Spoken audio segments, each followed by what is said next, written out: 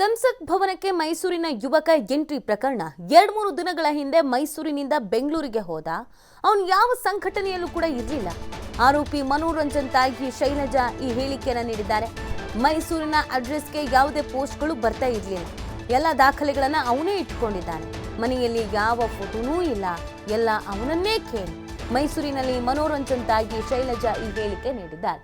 ಮೈಸೂರಿನ ಮೂಲದ ಮನೋರಂಜನ್ ಈ ರೀತಿಯಾಗಿ ಸಂಸತ್ತು ಒಳಗೆ ನುಗ್ತಾರೆ. ನಿನ್ನೆ ನಡೆದಂಥ ಕಹಿ ಘಟನೆಯಲ್ಲಿ ಭಾಗಿಯಾಗ್ತಾರೆ.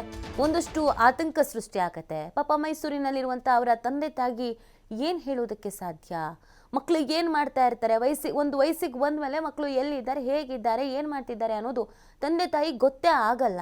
ಎಷ್ಟೇ ನಿಗಾ ಇಟ್ಟರು, ಎಷ್ಟೇ ಗಮನ ಕೊಟ್ಟರು ಕೂಡ ಗೊತ್ತಿಲ್ಲದ ಕೆಲಸಗಳನ್ನು ಮಾಡ್ತಾ ಇರ್ತಾರೆ. ಇವತ್ತು ಅವರು ಅದೇ ಹೇಳ್ತಾ ಇದ್ದಾರೆ, ಏನು ಮಾಡ್ತಿದ್ದ, ಯಾವ್ದು ಪೋಸ್ಟ್ಗಳು ಬರ್ತಿರ್ಲಿಲ್ಲ, ಯಾವ ಫೋಟೋಗಳು ಇಲ್ಲ, ಅವನೇನು ಅನ್ನೋದನ್ನ ನೀವು ಅವನ ಹತ್ರನೇ ಕೇಳಿ ಅಂತ ಹೇಳಿದ್ದಾರೆ.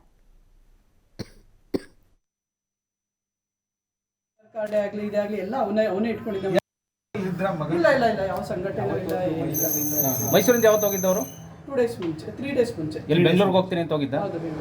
ಏನು ಅಲ್ಲಿ ಏನಕ್ಕೆ ಹೋಗ್ತೀನಿ ಅಂದ್ರೆ ಏನು ಮಾಹಿತಿ ಬೇಕು? ಒಂದಿಷ್ಟು ಮಾಹಿತಿ ಅಷ್ಟೇ ಇನ್ನೇನು. ಈಗ ಅಕ್ಕಪಕ್ಕದವ್ರು ಅಕ್ಕಪಕ್ಕದವ್ರು ಅಲ್ಲ, ನೀವು ಕೇಳಿ ಖಂಡಿತ. ಅವ್ರಿಗೆ ಯಾರಾದ್ರೂ ನಿಮ್ಮ ಬಗ್ಗೆ ಎಷ್ಟು ಜನ ಮಕ್ಕಳು ಅಮ್ಮ? ಇವ್ರು ಎಷ್ಟು ಜನ? ಒಬ್ಬನೇ ಮಗ, ಒಬ್ಬಳೆ ಮಗಳು. ಅಲ್ಲ ಅವ್ರು ಯಾವ ಥರ, ನಿಮ್ಮ ಮಗ ಯಾವ ಥರ ಇದ್ದಾರೆ ಅಂತ ಏನಾದ್ರು ಇದೆ ಮೇಡಮ್? ಫೋಟೋ ಅವ್ರ ನಿಮ್ಮ ಮಗಂದು ಏನಾದ್ರು ವಯಸ್ಸು ಎಷ್ಟಾಗಿರ್ಬೋದು ಅವ್ರಿಗೆ? ಅವ್ರಿಗೆ ಒಂದು 33 years. 33. ಫೋಟೋ ಇದು ಇರ್ತದೆ ಕೇಳಿ. ಫೋಟೋ ತೋರಿಸಿ ಮೇಡಮ್, ನೋಡೋಣ. ಫೋಟೋ ತೋರಿಸಿ ಮೇಡಮ್, ಆ ಫೋಟೋ ಏನಾದ್ರು ಇದ್ರೆ ನೋಡೋಣ ಅಂತ. ಯಾವ ಥರ ಇದ್ದಾರೆ?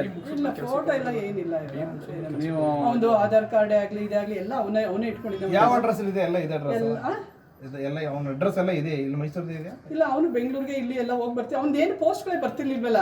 ಯಾವ್ದಾದ್ರು ಪೋಸ್ಟ್ ಫೋನು ಇರ್ಲಿಲ್ಲ ಅವನ ಹತ್ರ. ಒಳ್ಳೆ ಎಜುಕೇಶನ್ ಮಾಡಿದ್ರು, ಜಾಬ್ ಮಾಡ್ಬೇಕು ಅಂತ ಇಲ್ಲ, ಜಾಬ್ ಇಷ್ಟ ಇರ್ಲಿಲ್ಲ ಅವನಿಗೆ. ಇಷ್ಟ ಇರಲಿಲ್ಲ. ಅಲ್ಲ, ಓಟು ಇಲ್ಲೇ ಆಗ್ತಾ ಇದ್ರೆ ಮೈಸೂರಿನಲ್ಲಿ? ಅವ್ನು ಓಟೇ ಹಾಕಿಲ್ಲ ಸುಮಾರು ವರ್ಷಗಳಿಂದ. ಏನು ಓದವ್ರೆ ಮೇಡಮ್? BE ಮಾಡಿದ್ದಾನೆ.